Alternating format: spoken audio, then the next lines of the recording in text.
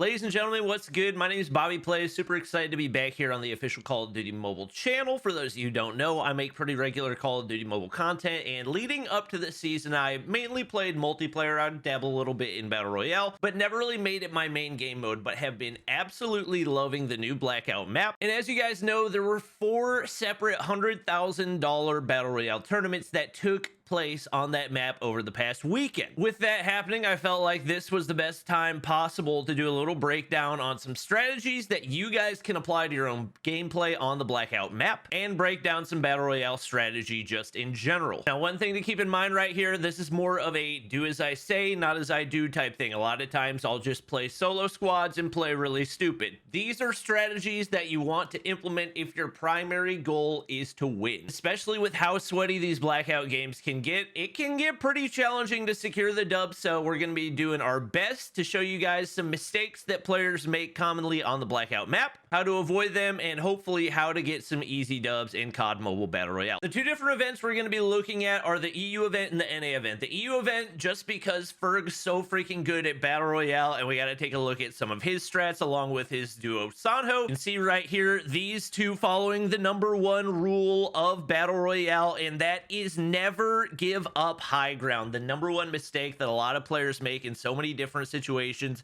is giving up high ground advantage easily. High ground is so important just because it allows you to gather the most information possible and be able to evaluate when you should take gunfights. You can see Veer over here doing it in the asylum area as well, and you can also see Head for Death doing it. Having that high ground advantage, especially in TP, gives you so much of an advantage because you can gather so much information from the surrounding area. It makes it so easy for you to be able to win those gunfights, and you get to be the player that determines when the engagement happens. Another common mistake you're going to see Ferg avoid right here is taking shots whenever it's going to put you at a disadvantage. Obviously, very easy shots that he could have taken onto Yaya right there, but he knows he's a solo right now. He's going up against a bunch of duos.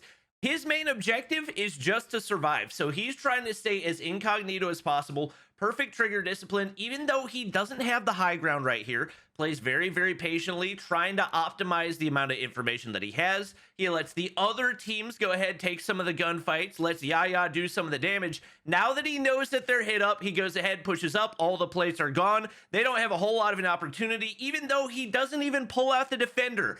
Somehow still finds a way to get the W. Another player we're going to take a look at is banned from Tribe Gaming. He's actually a multiplayer pro who ended up coming in 3rd place in the entire tournament for North America, which was undoubtedly the most competitive one out of all the regions. Now, one thing that a lot of players forget to do, and that I in particular forget to do, is plating up whenever you're able to disengage. Because of the new health system, you don't have to worry about applying things that are going to regen your health itself. All you have to worry about is applying those plates. He's able to pop 2 right there, reach outs with the SKS, absolutely beams, and he's going to be able to save his teammate as well. Another mistake that a lot of players make whenever it comes to competitive Battle Royale especially is when you're getting closer to those end zones, trying to find a spot where you want to stay. Now, a lot of times people look, where's the middle of the zone, finding a house or some type of building in the middle of the zone, and they go ahead and stake out there, hope that the zone's finally pulled to them. That's actually going to be a big mistake, and the thing that you're going to see from a lot of these players, especially in this final zone, is you want to play as close to the edge of the zone as possible and allow the natural terrain and the different covers that you have in the game to allow you to catch other players off guard while maintaining that cover. You can see JHC doing a really good job here. Pulling out the M21, another mistake that people make a lot in Blackout is building out your loadouts only for the close range. You can kind of do that in isolated because there's not a lot of huge open areas, but in Blackout, it's all about the open areas. There are so many widespread areas that allow you to really utilize long range guns like the M21, the SKS especially. Those 2 guns have very high damage and at the same time a decently high rate of fire as well that can allow you to take those longer range engagements that guns like ARs really can't anymore. The next mistake that a lot of players make is splitting up from their teammate. This is probably the #1 mistake that costs a lot of players placement in this tournament, especially when you're competing at this level. You can see every single one of these duos super tight together, and they are not letting go of each other at all. You can see Resume going to be able to find one there on Vis, but He's got Hawk's Nest still there to try to clutch up for his team. Tectonic and Camille's play this absolutely to perfection. You can see they're sticking with each other the entire time. They find jokes to write there. They're now in a 2v1v1. Hawk's Nest super push back against the edge of the zone. Because these two are playing together so well, they're able to get up to the high ground. That's going to allow them to have even more of an advantage. They do get split up a little bit, but Camille's going to be able to regen, and Tectonic should be able to allow him to get back up to the high ground right here. You can see Hawk's Nest really pinned back, and he does have a shield that he's going to be able to use very well right here, but he's super limited on options. So he's going to go ahead and peek right there, actually able to get the knock on Camille's, but because Tectonic and Camille's are playing together, still going to be able to get the res. There's no utility that Hawk's Nest has that's going to allow him to apply any real pressure. They go ahead, get the heal up right there, and Camille's going to be able to go ahead and reload as well.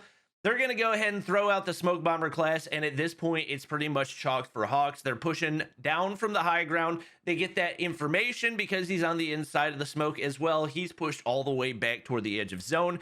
He's doing everything that they can, but the options are so limited at this point, and Tectonic plays it so well. He doesn't really stand much of a chance, and that is why you always play right next to your teammate. Another mistake that a lot of players make is using your ability at the wrong time. You have to understand the perfect situation in which your ability is going to really shine, and Ferg and Sanho do that perfectly here. So you see right here, Ferg and Sanho super exposed. Sanho's running the Smoke Bomber class, so he knows this is the ideal opportunity, especially with two players right up ahead of them. They need to find a way to get that gap closed through zone so that they can still get the rotation at the same time, take out that opposing team. Inferno's going to be able to find one at the top of the hill, but Ferg laying down shots, that's going to be another free kill for him.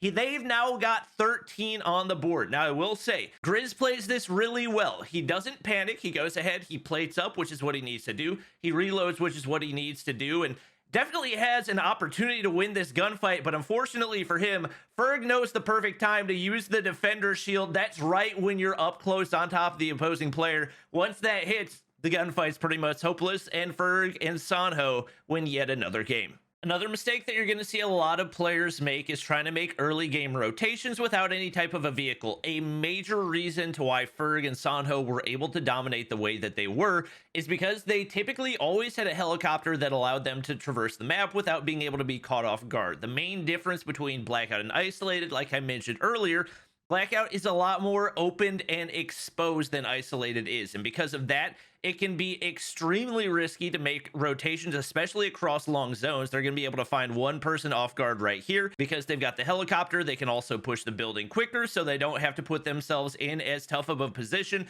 They challenge the gunfight together. That's going to be another easy kill for another 5 points on the board.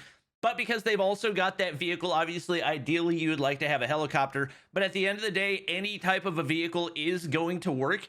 That's going to minimize the RNG of somebody camping inside of a building, catching you rotating off guard, and it allows you to just get into zone and find positioning a lot faster. That's going to put you in a position to win. That is going to wrap it up for our video on mistakes that players make in the Blackout map in Call of Duty Mobile. If this video is helpful, please do me a huge favor and make sure to drop a like and a comment down below. Definitely make sure to subscribe to the official COD Mobile channel where we're at right now for more content like this, and we'll see you guys in the next one.